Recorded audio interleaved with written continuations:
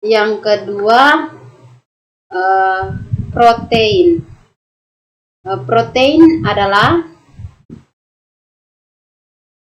makromolekul organik yang sangat penting bagi semua organisme hidup. Mereka berperan dalam hampir semua proses seluler, dari struktur dan fungsi jaringan hingga enzimatik dan pengangkutan. Protein dibangun dari monomer yang disebut asam amino yang bergabung membentuk rantai panjang yang terlipat dan membentuk struktur 3 dimensi yang unik. Struktur protein yang kompleks ini menentukan fungsinya dan menjadi protein sebagai kelas molekul yang paling beragam dan paling penting di alam. Struktur protein yang pertama, struktur primer. Struktur primer protein adalah urutan linear asam amino yang membentuk rantai polipeptida.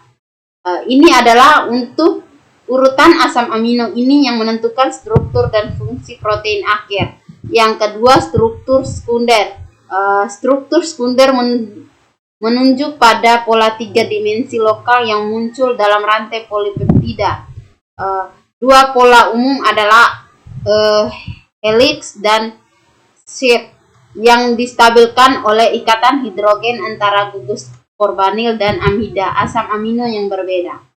Yang berikut, struktur tersier. Struktur tersier mengacu pada bentuk 3 dimensi. Keseluruhan rantai polipeptida tunggal ini ditentukan oleh interaksi antara gugus samping asam amino, termaksud ikatan hidrogen, ikatan ionik, interaksi hidrofobik, dan jembatan disulfida.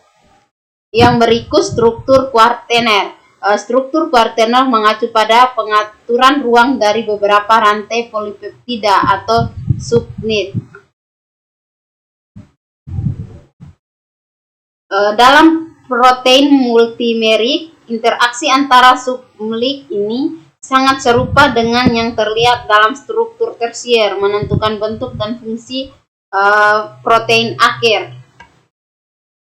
Yang berikut, ikatan yang terlibat dalam struktur protein. Yang pertama, ikatan hidrogen. Yang kedua, ikatan ionik. Yang ketiga, ikatan hidrofobik. Yang keempat, badan disulfida.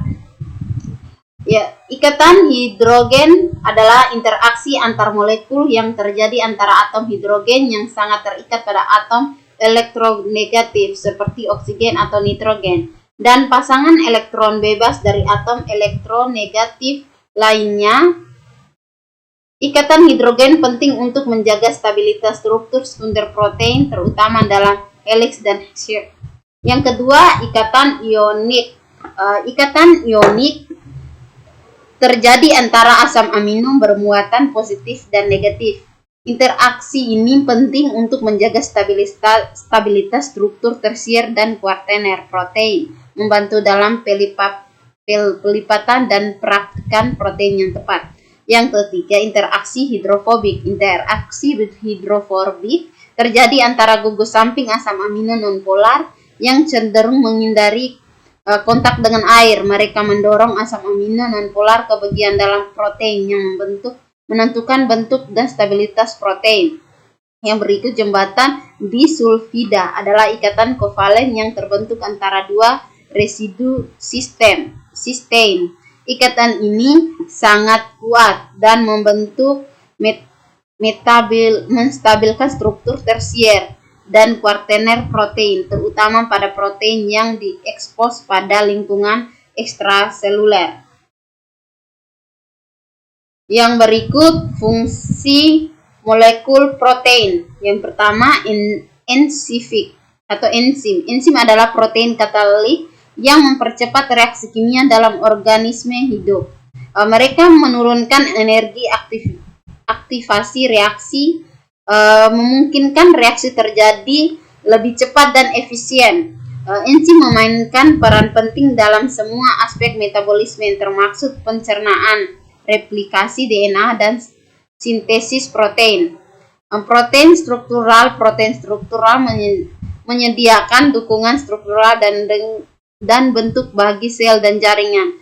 Contohnya termasuk kolagen yang merupakan protein utama dalam jaringan ikat, dan keratin yang merupakan protein utama dalam rambut, kuku, dan kulit. Yang berikut protein transport. Protein transport mengangkut molekul dan zat di seluruh sel dan tubuh. Contohnya termasuk hemoglobin yang mengangkut oksigen dalam darah, dan protein transmembran yang mengangkut molekul melintasi membran sel. Yang berikut sifat molekul protein. Yang pertama kelarutan, yang kedua stabilitas, yang ketiga aktivitas. Kelarutan protein sangat bervariasi tergantung pada struktur 3 dimensi mereka. Protein dengan lebih banyak residu hidrofilik pada permukaannya cenderung lebih larut dalam air, sedangkan protein dengan lebih banyak residu hidrofobik cenderung lebih larut dalam pelarut nonpolar.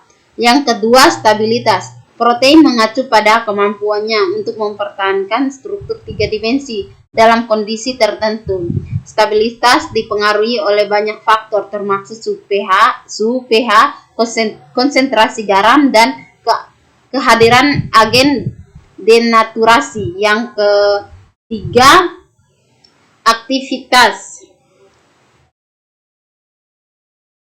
Aktivitas protein mengacu pada kemampuannya untuk melakukan fungsi biologis tertentu. Aktivitas dapat didukung dengan berbagai metode, tergantung pada fungsi spesifik protein tersebut. Yang berikut, denaturasi protein. Kondisi asli protein dalam kondisi aslinya memiliki struktur 3 dimensi yang tepat yang memungkinkan mereka melakukan fungsi biologisnya. Yang kedua, denaturasi. Denaturasi adalah proses di mana protein kehilangan struktur 3 dimensinya dan dengan demikian fungsinya. Ini dapat disebabkan oleh berbagai faktor termasuk panas, pH ekstrem, konsentrasi garam tinggi, dan agen denaturasi kimia. Kondisi terdenaturasi dalam keadaan terdenaturasi. Protein lagi dapat melakukan fungsi biologisnya. Mereka biasanya tidak larut dan mungkin agregat membentuk endapan. Yang berikut protein struktural. Yang pertama kolagen. Kolagen adalah protein struktural paling banyak di tubuh. Ini membentuk serat yang memberikan kekuatan tarik pada jaringan ikat seperti tulang rawan, tulang, tendon, dan kulit. Kolagen memberikan dukungan struktural bagi organ-organ dan jaringan. Merupakan komponen penting dari matriks ekstraseluler. Yang berikut keratin. Keratin adalah protein struktural yang ditemukan dalam rambut, kuku, kulit, dan bulu. Ini adalah protein yang sangat kuat dan tahan lama yang memberikan dukungan dan perlindungan bagi jaringan ini. Berbeda dengan kolagen, keratin mengandung sulfur yang memberikan kekuatan tambahan dan kemampuan untuk membentuk ikatan silang yang kuat. Yang berikut elastin. Elastin adalah protein struktural yang memberikan elastisitas pada jaringan ikat. Ini memungkinkan jaringan untuk meregang dan kembali ke bentuk aslinya. Elastin ditemukan dalam arteri, paru-paru, dan kulit, di mana itu memungkinkan jaringan untuk mereagen dan berkontraksi sebagai tanggapan terhadap tekanan.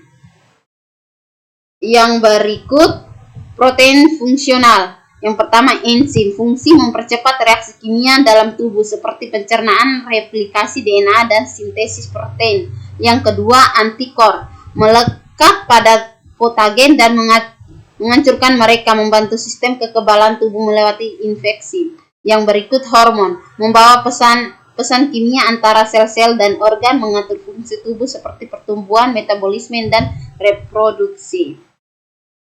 Yang berikut perbedaan protein struktural dan fungsional. Meskipun protein struktur dan fungsional keduanya tersusun dari asam amino, perbedaan utama terletak pada strukturnya dan fungsinya dalam tubuh. Protein struktural biasanya berbentuk serat, memiliki struktur yang kuat dan kaku, dan memberikan dukungan dan bentuk bagi sel dan jaringan. Mereka bekerja sebagai bahan bangunan utama tubuh, membantu menjaga interaksi jaringan dan organ. Protein fungsional di sisi lain biasanya memiliki bentuk yang lebih